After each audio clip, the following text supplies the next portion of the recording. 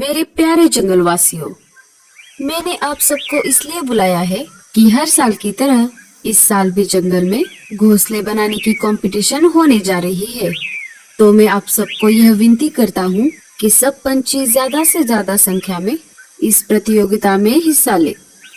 जो इसे जीत जाएगा उसे इनाम के तौर पर 10 अनाज की बोरियां दी जाएगी। आप सबको 10 दिन का समय दिया जाता है।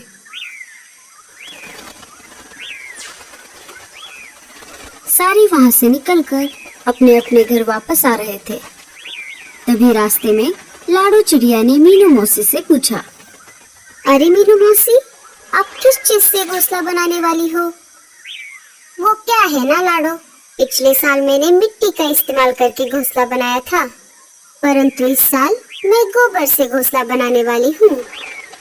मैं तो मोम से घोंसला बनाने वाली हूँ। और तुम लाडो? मैं लकड़ी से घोंसला बनाने वाली हूँ। हाँ लाडो, मैं भी। क्यों ना हम साथ मिलकर घोंसला बनाएं? हाँ, ये बहुत अच्छी आइडिया है। मीनू मौसी, आप भी हमारे साथ घोंसला बनाइए। उसकी कोई जरूरत नहीं है, मैं अकेले कर लूंगी। इधर कालू कौवा सोच में पड़ जाता है। अरे क्या सोच रहे हो? क्या आप कंपटीशन में हिस्सा नहीं लेना चाहते? अरे मैं यह सोच रहा था कि घोंसला बनाने में सबसे अच्छी और मजबूत चीज क्या है। अरे कल नहीं, तू मेरा गोबर चुराएगा? मेरा? चल भाग यहाँ से।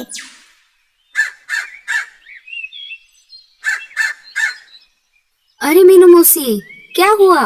क्या बात है? देखो ना कालू, ये परदेसी पंछी मैंने जमा किया हुआ गोबर चुरा रहा था। ये बांस टूट गया पर उसका सिर नहीं टूटा। मीनू मौसी के ऐसा कहने पर कालू कौवे के दिमाग की बत्ती जल जाती है। क्यों ना मैं मेरा घोंसला बांस की लकड़ी से बनाऊं? ऐसा सोचकर कालू बांस की लकड़ी जमा करने लगता है।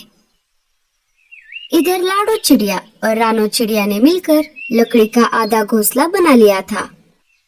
टूनी चिड़िया ने भी अपना मोम का घोंसला बना लिया।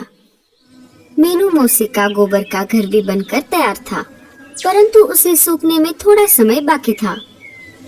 अरे, ये गोबर का घर सूखने का तो नाम ही नहीं ले रहा। कल तो कंपटीशन का आखिरी दिन है। कालू जी, हमारा बांस का घर तो बनकर तैयार है, फिर आप ये क्या बना रहे हो? अरे कुछ नहीं, थोड़ी बांस की लकड़ियां बच गई थी, इसलिए मैं जरूरत में काम आने वाली एक चीज बना रहा हूँ। दूसरे दिन राजा जी विजेता चुनने के लिए जंगल में आ गए और एक एक करके घरों की जांच करने लगे। टूनी, तुमने तो बहुत अच्छा घर बनाया है, लेकिन जब गर्मी का मौसम आएगा तो ये पिघल जाएगा, इसीलिए मैं तुम्हें विजेता घोषित नहीं कर सकता। राजा जी वहाँ से निकलकर अब मीनू मौसी के घोंसले के पास आ जाते हैं। अरे वाह मीनू मौसी, आपका घर तो बहुत अच्छा दिख रहा है। आपने इसमें कलाकारी भी बहुत अच्छे से की है, लेकिन जब बारिश का मौसम आएगा तो ये बारिश के साथ साथ बह जाएगा, इसीलिए मैं आपको भी विजेता घोषित नहीं कर सकता। अरे, ये बात मेरे दिमाग में कैसे नहीं आई? राजा जी वहाँ से निकलकर कालू कौवे के बांस के घर के पास आ जाते हैं। कालू, तुमने घर तो बनाया है, लेकिन ये दिखने में इतना सुंदर नहीं है। अगर तुम इसे रंग कर अच्छा बना देते तो बात कुछ और थी, इसलिए मैं तुम्हें भी विजेता नहीं बना सकता। ऐसा कहकर राजा जी वहाँ से निकल जाते हैं। अजी, ये क्या हो गया? हमने इतनी मेहनत से ये घर बनाया था, परंतु इसका कोई फायदा नहीं हुआ। अरे भगवान, जाने दो। कंपटीशन के बहाने हमने हमारा नया घर बना दिया और ये हमारे काम भी तो आएगा। राजा जी वहाँ से निकलकर लाडो और रानू ने मिलकर बनाए हुए लकड़ी के घर के पास आ जाते हैं। राजा जी को उन दोनों का लकड़ी का घर पसंद आ जाता है और वो उन दोनों को इनाम दे देते हैं। सब अपने अपने घरों में बैठे हुए थे। बहुत ज्यादा धूप पड़ने की वजह से टूनी चिड़िया का घर पिघल जाता है।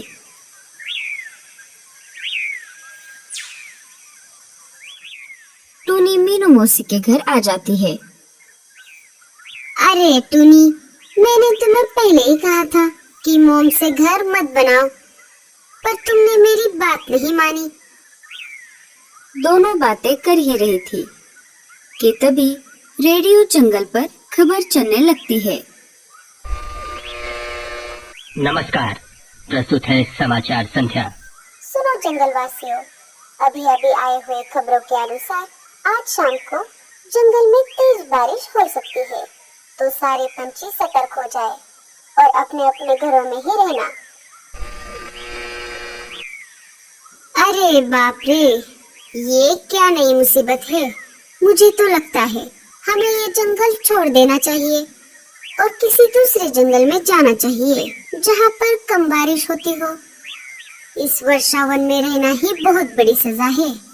जब भी बारिश यहाँ पर आती है, बारिश के साथ साथ कोई ना कोई मुसीबत आन पड़ती है। मीनू मौसी, वो सब छोड़िए, अब इस समय हमें आने वाले संकट के बारे में सोचना चाहिए। बारिश में ये घोंसला भी गिर जाएगा। अब हम क्या करें?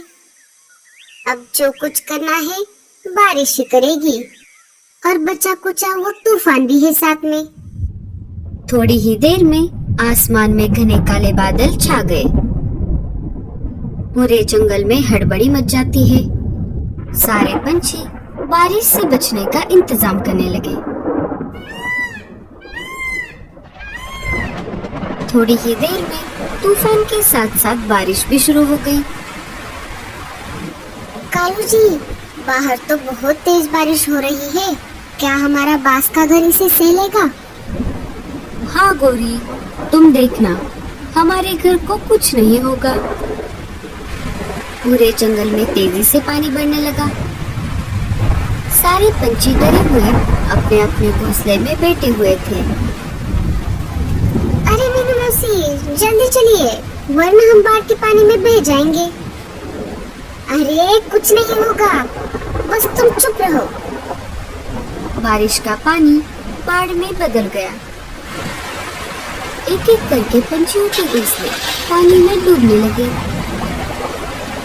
सारे मिलकर एक बड़े पेड़ के डाली पर जमा हो गए। इधर कालू कौवे का बांस का घर बाढ़ के पानी के ऊपर तैरने लगा। सब पंछी ये देखकर चौंक गए। आखिर में मीनू मौसी का घोंसला भी तेज बारिश के कारण पानी में बह गया। दोनों बाढ़ के पानी में बहने लगी। बचाओ! अरे हमें कोई बचाओ! बचाओ! अरे हमें कोई बचाओ! अरे ये क्या? मीनू मौसी और टूनी चिड़िया खतरे में है। गौरी, तुम यहीं रुको, मैं उन दोनों को बचाता हूँ। अजी, हम यहाँ पर सुरक्षित हैं। अगर आप बाहर जाओगे तो पानी में डूब जाओगे। गौरी, हमारे साथी पंछियों को बचाना हमारा फर्ज है। ऐसा कहकर कालू बांस की बनी हुई नाव लेकर उन दोनों की तरफ जाने लगता है।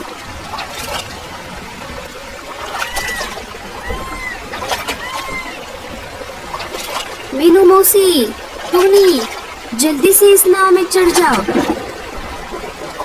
कालू कौवा उन दोनों को लेकर दूसरे पंछियों के पास आ जाता है। सारे बाढ़ का पानी कम होने का इंतजार कर रहे थे। कुछ समय बाद बारिश कम हो गई और बाढ़ का पानी भी धीरे धीरे कम होने लगा। राजा जी पंछियों का हालचाल देखने के लिए वहां पर आ जाते हैं। मीनू मौसी राजा जी को सारी घटी हुई घटना बता देती है। मुझे माफ कर दो कालू, मैंने तुम्हारा घोंसला मजबूत होते हुए भी तुम्हें विजेता घोषित नहीं किया। आज हम सबको पता चल गया कि घोंसला दिखने में नहीं बल्कि मजबूत होना चाहिए। कालू, क्या तुम हम सबको अपनी बांस की नाव में बिठाकर जंगल की सैर कराओगे? हाँ हाँ राजा जी, क्यों नहीं।